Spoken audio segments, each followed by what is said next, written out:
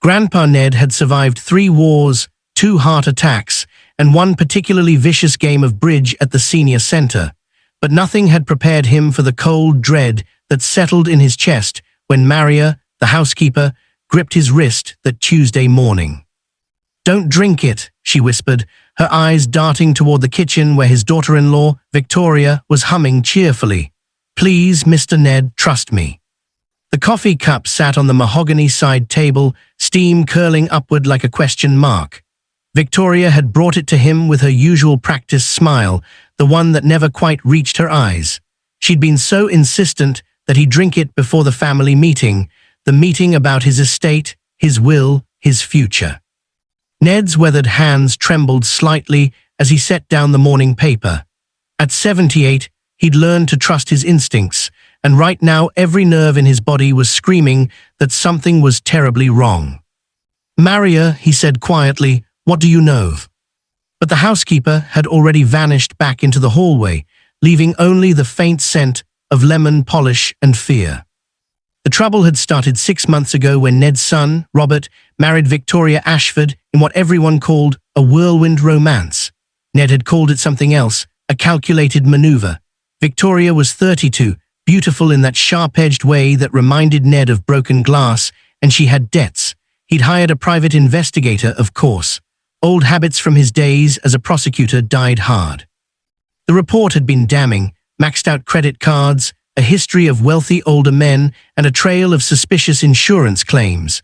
But Robert was in love, or what he thought was love, and Ned had kept his mouth shut. After Robert's mother died 5 years ago, his son had been lonely.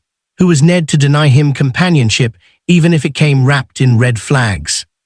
But now, staring at that cup of coffee, Ned wondered if his silence had been a mistake. The house was too quiet.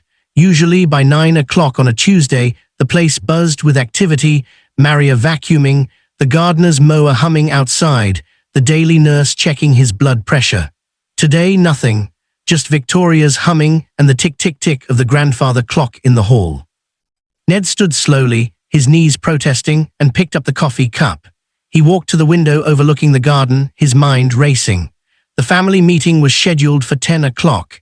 His lawyer, his accountant, Robert, Victoria, and his granddaughter Sophie would all be there.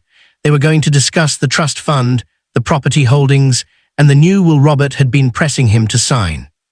The new will that left everything to Robert, and by extension, Victoria. Through the window, Ned spotted Maria in the garden, frantically gesturing to someone on her phone. Her face was pale, frightened. That's when he noticed something else. His regular nurse's car wasn't in the driveway, neither was the gardener's truck. Only Victoria's sleek black Mercedes and Robert's SUV sat in the circular drive. A setup, this was a setup. Ned's prosecutorial mind clicked into gear, assembling evidence like puzzle pieces. Victoria's insistence on the family meeting, her unusual cheerfulness this morning, the empty house, Maria's warning, the coffee. He looked down at the dark liquid in his hands and made a decision. "Dad, there you are," Robert's voice boomed from the doorway.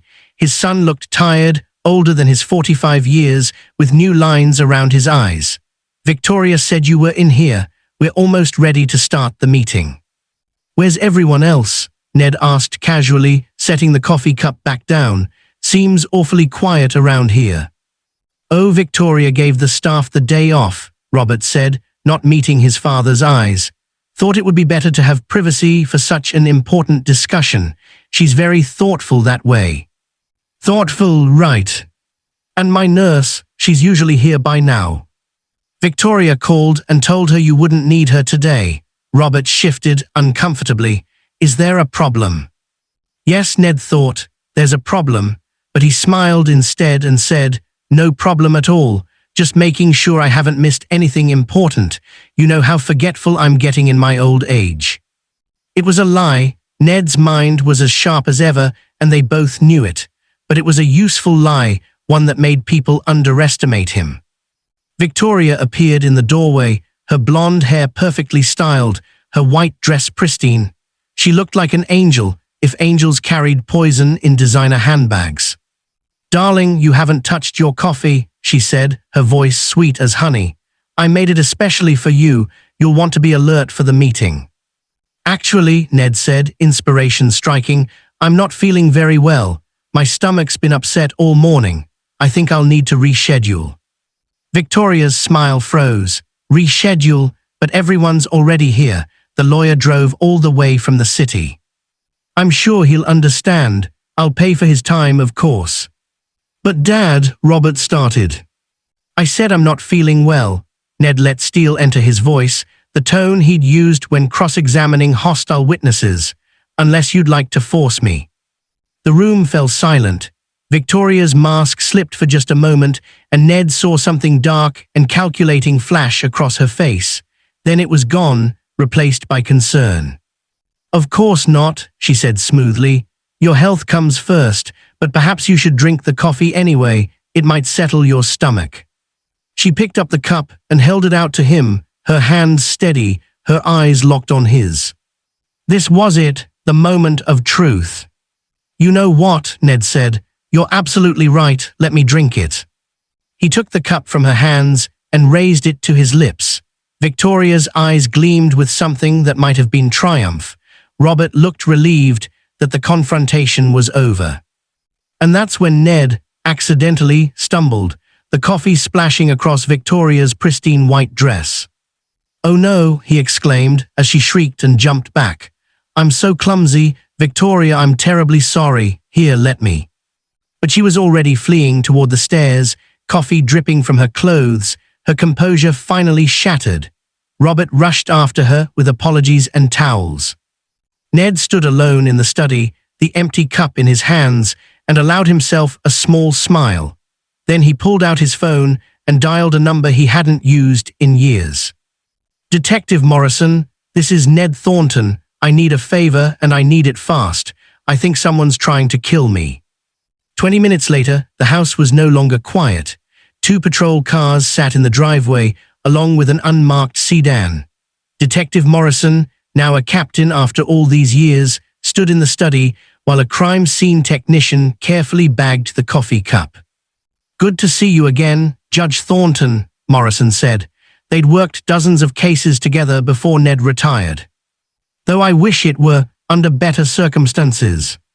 Former judge, Ned corrected, and I might be wrong, I hope I am. But he wasn't wrong. The technician had already run a field test and her face was grim. High concentration of sedatives, she reported, enough to put an elephant to sleep, and there's something else we'll need the lab to confirm, but it might be anticoagulants, rat poison. Robert, who had been standing in the corner with his arms crossed, went white. That's impossible. Victoria would never. Where is your wife, Mr. Thornton? Morrison asked. She's upstairs changing. She'll be down in a minute to explain this ridiculous misunderstanding. But Victoria didn't come down.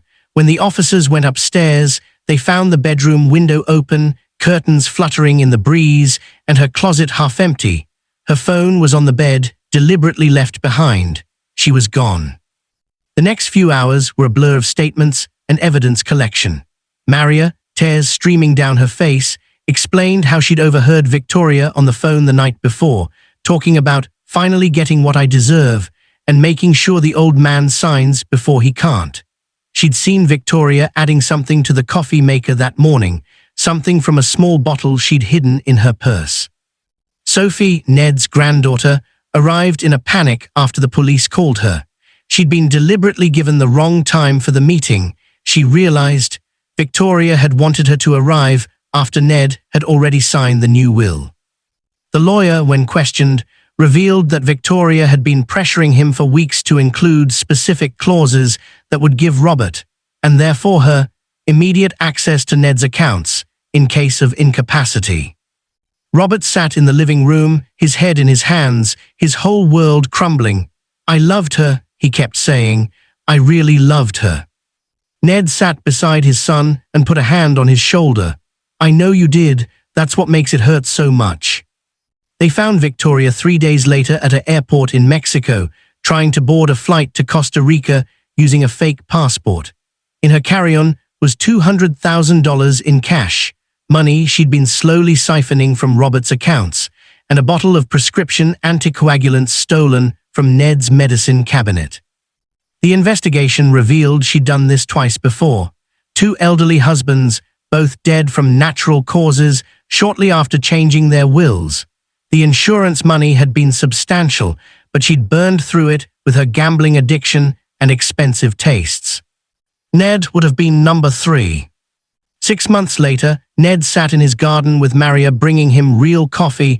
She'd taste-tested it herself with a wink. Sophie visited every Sunday.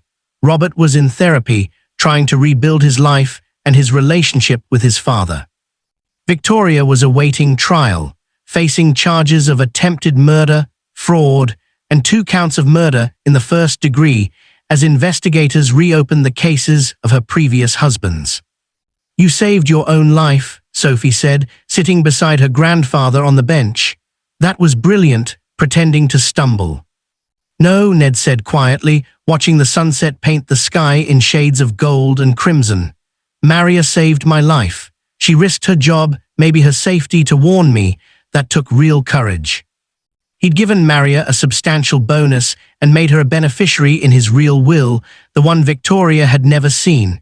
Some things were worth more than money. Trust, for instance, loyalty, the courage to whisper a warning when it mattered most. Ned took a sip of his coffee, grateful for its warmth, grateful to be alive to taste it. Sometimes the most important words ever spoken are the simplest ones.